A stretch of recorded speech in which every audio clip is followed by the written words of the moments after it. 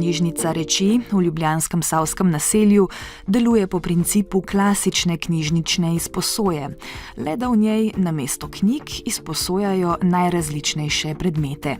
Predvsem takšne, ki sicer večino svoje življenjske dobe preživijo odloženi na tla, pult ali polico. Mi pogosto uporabljamo kot primer bormašino, ki je po nekaterih raziskavah v povprečnem gospodinjstvu uporabi 15 minut na leto.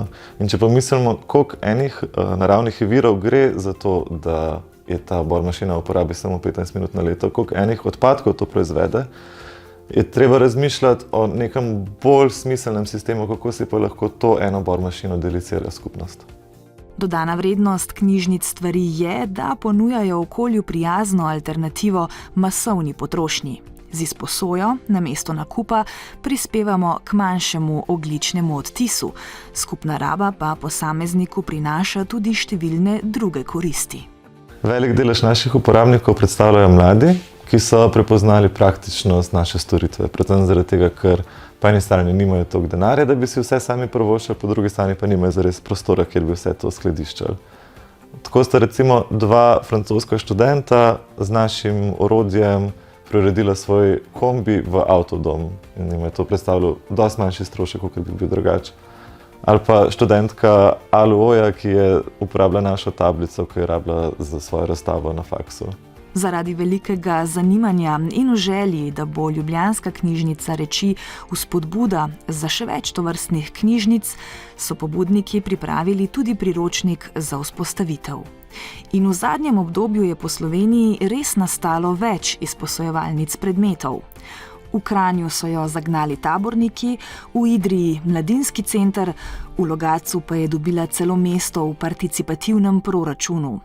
Ekonomija deljenja se tako krepi, še pomembnejša pa bo v prihodnosti. Mesta ima pred sabo eno negotovo obdobje, ki bo prišlo ali pa že prihaja, ali pa že tukaj z klimatskimi spremembami in vemo, da bo v tem obdobju bistveno večja potreba po sodelovanju in tudi po deljenju reči. Zaradi tega se mi zdi zelo pomembno, da že v tem času enostavno eksperimentiramo, da mesta eksperimentirajo z novimi načini sodelovanja. Nekaj od teh načinov se bo izkazalo za zelo uporabnih, nekateri za manj, ampak zdi se mi boljše, da enostavno že začenjamo z nekimi novimi modeli sodelovanja in Knjižnica Reči je en izmed takih modelov. Kot se je izkazalo v ljubljanskem primeru, pa knjižnice stvari niso le promotorke souporabe. V skupnostih lahko zasedajo pomembno mesto in postanejo motor sodelovanja in povezovanja. Knjižnica Reči lahko tudi neka infrastruktura za sosesko, preko katere lahko skupnost na različne načine sodeluje. In da način izposoje reči je samo eden izmed načinov, ki se lahko spreminja ali nadgrajuje, kot recimo skupnostnim prostorom ali pa skupnostnim avtomobilom in tako naprej.